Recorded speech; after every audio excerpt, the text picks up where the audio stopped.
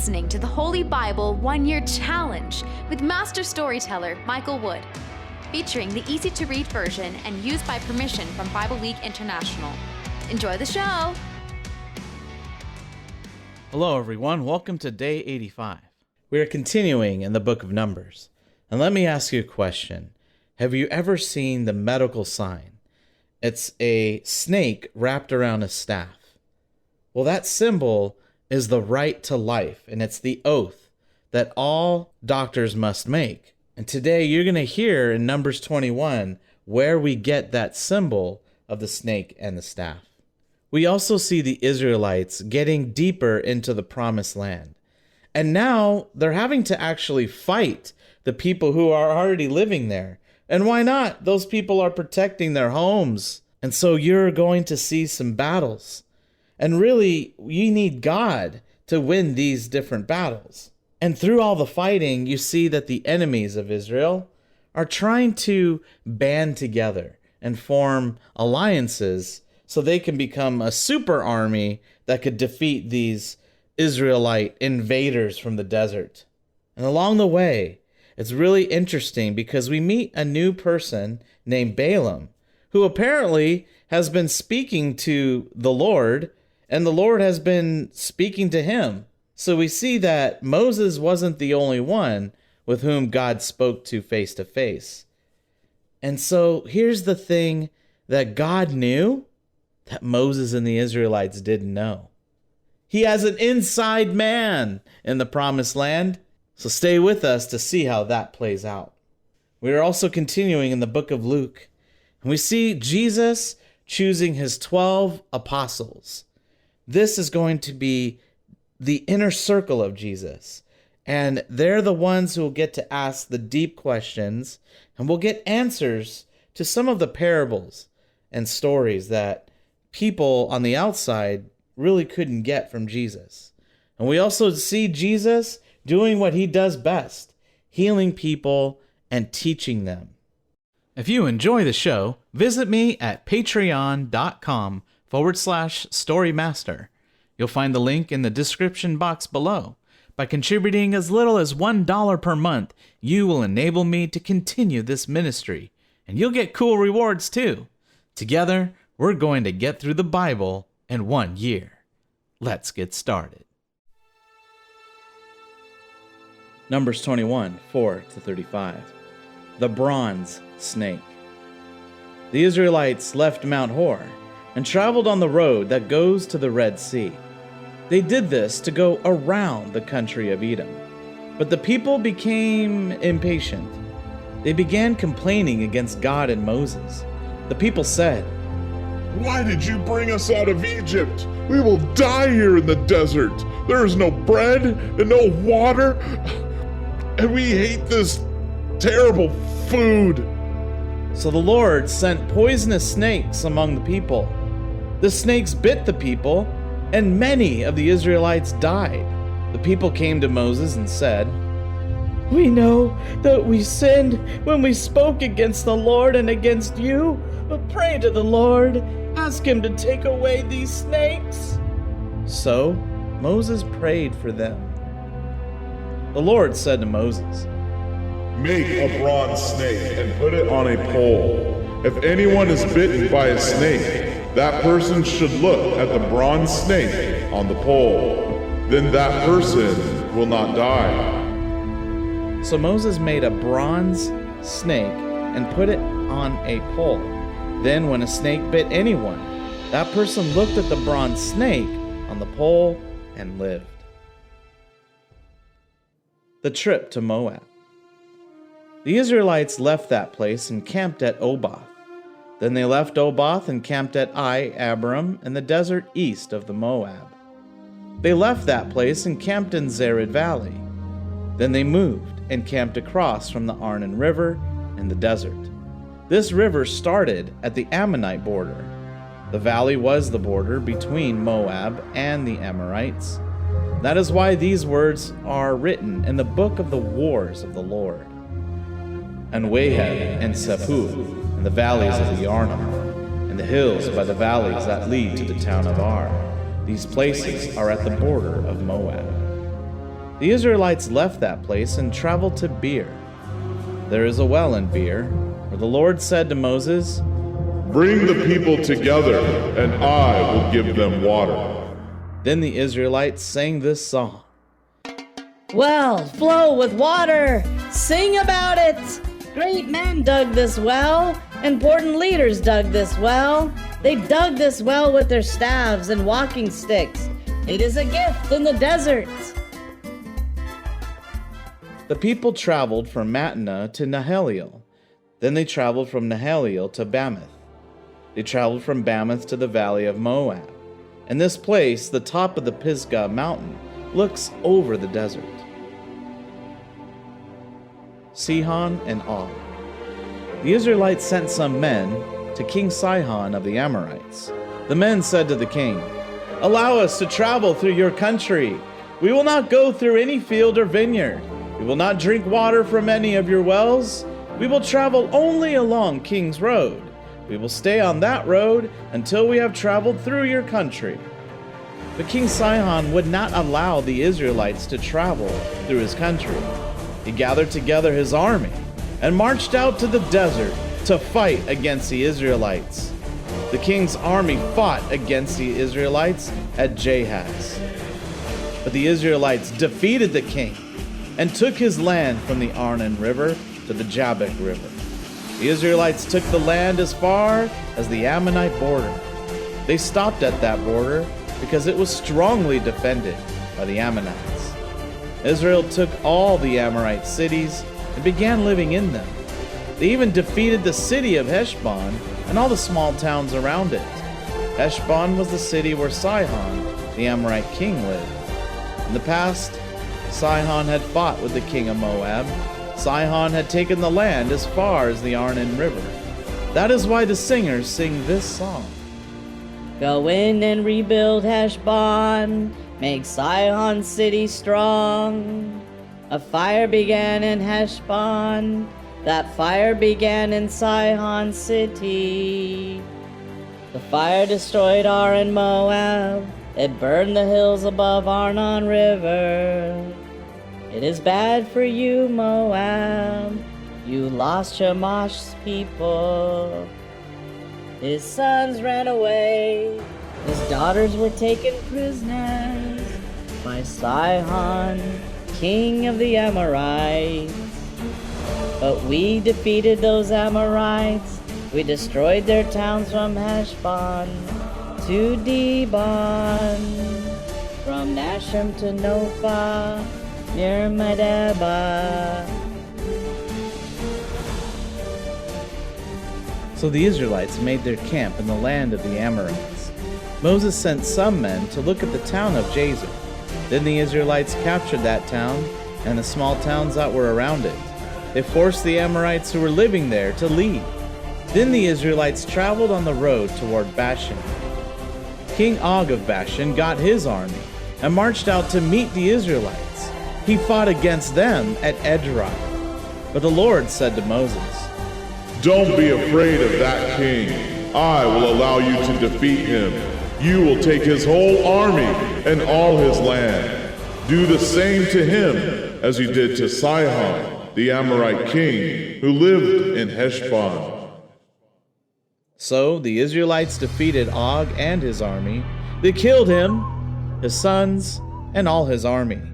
Then the Israelites took all his land. Numbers 22, 1-20. Balaam and the king of Moab. Then the Israelites traveled to the Jordan Valley in Moab. They camped near the Jordan River, across from Jericho. Balak, son of Zippor, saw everything the Israelites had done to the Amorites. The king of Moab was very frightened of the Israelites, because there were so many of them. He was very afraid. The king of Moab said to the leaders of Midian, "This large group of people will destroy everything around us, the way an ox eats all the grass in a field." Balak, son of Zippor, was the king of Moab at this time. He sent some men to Balaam, son of Beor. Balaam was at Pethor, near the Euphrates River. This was where Balaam's people lived. This was Balak's message. A new nation of people has come out of Egypt. There are so many people that they cover all the land. They have camped next to me. Come and help me. These people are too powerful for me. I know that you have great power. If you bless people, good things happen to them. And if you curse people, bad things happen to them. So come and curse these people. Maybe then I will be able to defeat them and force them to leave my country. The leaders of Moab and Midian left. They went to talk to Balaam. They carried with them money to pay him for his service. Then they told him what Balak had said. Balaam said to them, "Stay here for the night. I will talk to the Lord and tell you the answer he gives me." So the leaders of Moab stayed there with Balaam that night. God came to Balaam and asked, "Who are these men with you?" Balaam said to God, "The king of Moab, Balak, son of Zippor, sent them to give me a message. This is the message. A new nation of people has come out of Egypt. There are so many people that they cover the land. So come and curse these people. Then maybe I will be able to fight them and force them to leave my land." But God said to Balaam, "Don't go with them. You must not curse those people. They are my people." The next morning Balaam got up and said to leaders from Balak, "Go back to your own country. The Lord will not let me go with you." So the leaders of Moab went back to Balak and told him this. They said, "Balaam refused to come with us." So Balak sent other leaders to Balaam.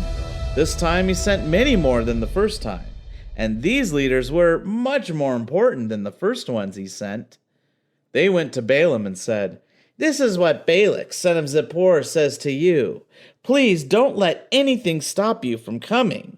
I will pay you very much, and I will do whatever you ask. Come and curse these people for me."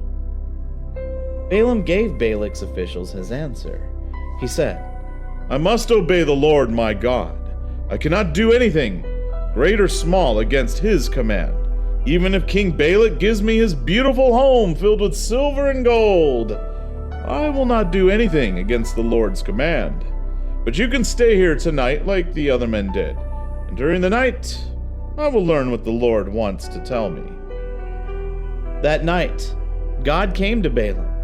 God said, "These men have come again to ask you to go with them.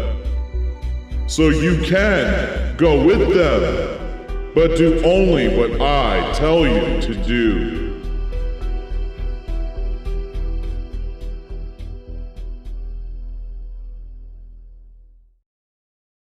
Luke 6:12-36. Jesus chooses his 12 apostles. A few days later, Jesus went out to a mountain to pray. He stayed there all night, praying to God. The next morning, he called his followers. He chose 12 of them and called them apostles. These are the ones he chose: Simon, Jesus named him Peter; Andrew, brother of Peter; James, John, Philip, Bartholomew, Matthew, Thomas, James, the son of Alphaeus, Simon, called the Zealot, Judas, the son of James, and Judas Iscariot, the one who turned against Jesus. Jesus teaches and heals the people. Jesus and the apostles came down from the mountain. Jesus stood on a flat place. A large crowd of his followers were there. Also, there were many people from all around Judea, Jerusalem, and the coastal areas near Tyre and Sidon. They all came to hear Jesus teach and to be healed of their sicknesses. He healed the people who were troubled by evil spirits. Everyone was trying to touch him because power was coming out from him. Jesus healed them all. Jesus looked at his followers and said, "Great blessings belong to you who are poor. God's kingdom belongs to you. Great blessings belong to you who are hungry now. You will be filled. Great blessings belong to you who are crying now. You will be happy and laughing. People will hate you because you belong to the Son of Man. They will make you leave their group. They will insult you. They will think it is wrong even to say your name. When these things happen, know that great blessings belong to you. You can be happy. You can be happy then and jump for joy, because you have a great reward in heaven.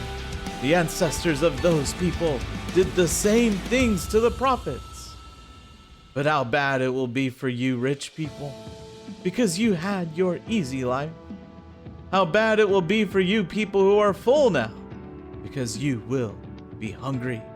How bad it will be for you people who are laughing now, because you will be sad and cry. Expect the worst when everyone says good things about you. Their ancestors did the same thing when they were praising false prophets. But I say to you people who are listening to me, love your enemies. Do good to those who hate you. Ask God to bless the people who ask for bad things to happen to you. Pray for those who mistreat you. If someone hits you on the side of the face, let them hit the other side too. If someone takes your coat, don't stop them from taking your shirt too. Give to everyone who asks you for something. When someone takes something that is yours, don't ask for it back. Do for others what you want them to do for you. If you love only those who love you, should you get any special praise for doing that? No. Even sinners love those who love them. If you do good only to those who do good to you, should you get any special praise for doing that?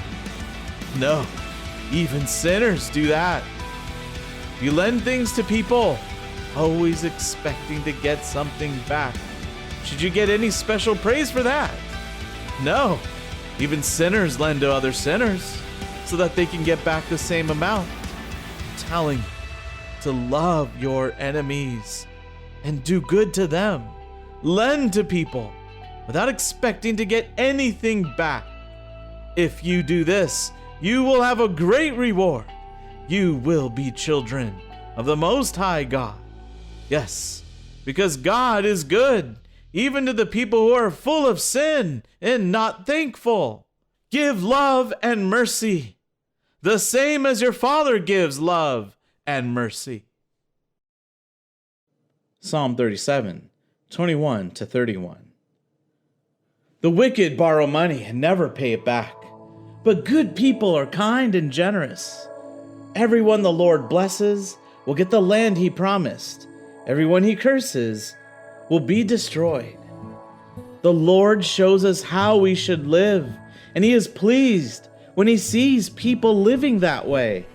If they stumble, they will not fall, because the Lord reaches out to steady them. I was young, and now I am old, but I've never seen good people left with no one to help them. I've never seen their children begging for food. They are kind and generous, and their children are a blessing. Stop doing anything evil and do good, and you will always have a place to live. The Lord loves what is right, and he will never leave his followers without help. He will always protect them, but he will destroy the families of the wicked. Good people will get the land God promised and will live on it forever. Those who do what is right give good advice. Their decisions are always fair. They have learned God's teachings, and they will never stop living right.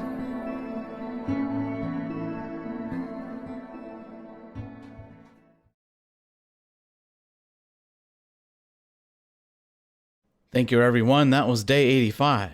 Join us for day 86. We hear more about Balaam and the king of Moab, featuring a talking donkey. Hey, the Lord will use anyone or anything or any animal to get his message across. And in the book of Luke, Jesus continues his sermon about judging others. And then Jesus heals an army officer's servant, which is a big deal because this person is well outside the Jewish circle, which means perhaps Jesus is willing to save anyone, not just the Jews. We hope you enjoyed today's verses. Be sure to leave us a positive review and to share this podcast with your friends and family. Please join us for the next episode as we experience the Bible in 1 year.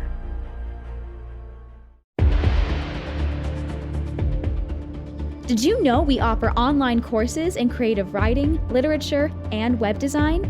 Visit us at storymaster.online to learn more.